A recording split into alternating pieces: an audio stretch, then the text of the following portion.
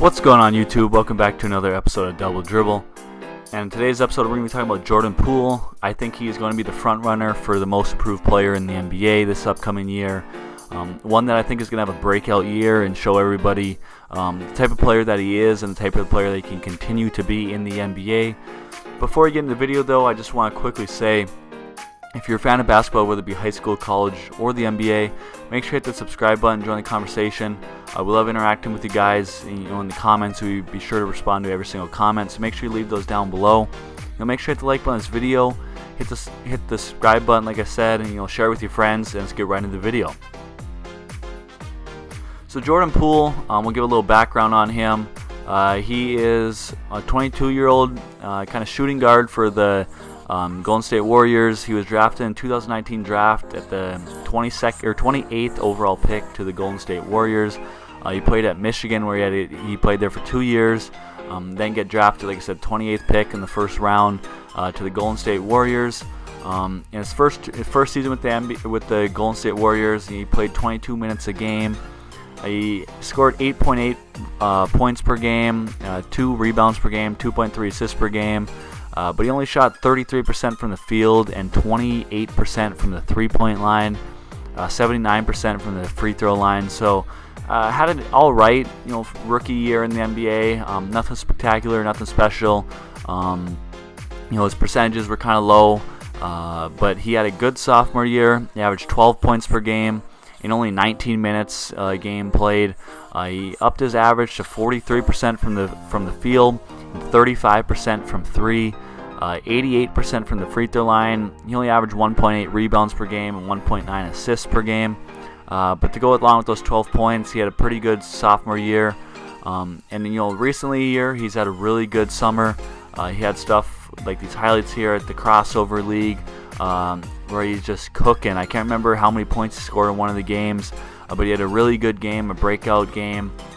And since then, I'd been thinking of making this video for a while, but for some reason I just never made it. And now, kind of what he's doing in the preseason has made me, I need to make a video on this. I need to make a video on him, talking about how I think he's going to be the most improved player or win that award in this upcoming season with the NBA. But talking a little bit more about his summer, like I said, he played in the crossover league here. Had some really big games, had some really good highlights. Kind of showed the player that he can be with the ball in his hands, the plays that he can make, just the moves that he's making, step backs, driving, finishing, like that one right there. He's really doing it all and kind of, I think, put his name on the map more. I think, at Golden State, a lot of people were already talking about him. They're referring to him as the third Splash brother, along with Klay Thompson and Steph Curry. And I think he showed this summer that he can be that third Splash brother, as people are going to call him. And be that next really good offensive weapon along with Steph Curry and Klay Thompson. So now looking at his preseason stats, he's had a really good preseason so far. In this year, he's playing 5 games. He started all 5 of them. He played 22 minutes a game. He's shooting 50% from the field, 36.4% from the three-point line, 87% from the free throw line. He's averaging 21.8 points per game, 3.4 rebounds and 3 assists per game, also 1 steal a game. So he's having a really good preseason. He's scoring the ball at a highly efficient and effective rate. He's rebounding the ball even more than he has in the past. He's getting more assists. I think his confidence has just grown a ton throughout this summer. Seeing the plays or seeing the type of player that he can be in these different leagues and in these different games. I think it's carried over to the preseason so far.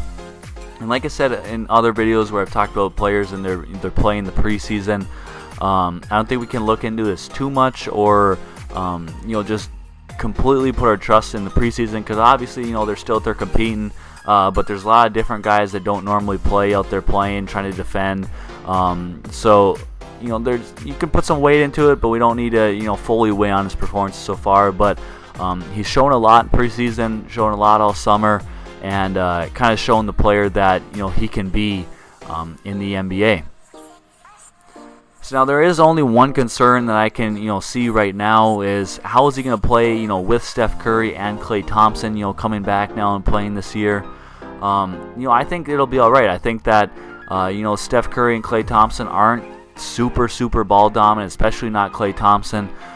Steph Curry can play the ball in his hands. He can play the ball out of his hands. He can do a lot, and I think that just seeing how they played with a guy like Kevin Durant, obviously I'm not saying Jordan Poole is similar to KD, but everyone was talking about how they're going to play with three, really good players like that, and obviously they made it work just fine.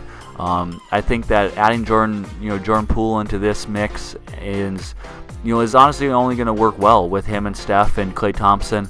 There's three players that can do a lot with the ball in their hands. They can all play without the ball in their hands, come off screens, pin downs, curling screen, doing whatever. I think that it's going to be a major headache for a lot of teams in the NBA to try guard all three of them, especially if Jordan can keep shooting the ball like he has all summer and even into the preseason. I think that it's going to be really difficult to try to stop all three of them. And I'm excited to see how it is with Klay Thompson coming back. Hopefully he's be able to be healthy all year.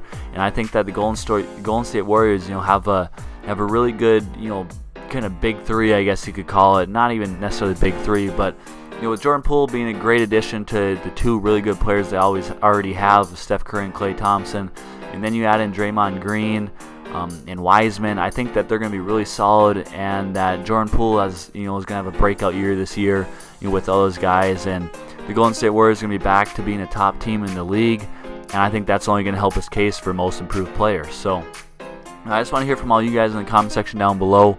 Let me hear your thoughts on Jordan Poole. Do you agree with me that he could has a good chance at winning the most improved player? Just leave all of that in the comment section down below. Make sure to hit the like button on this video, hit the subscribe button, and we'll see you in the next one. Peace.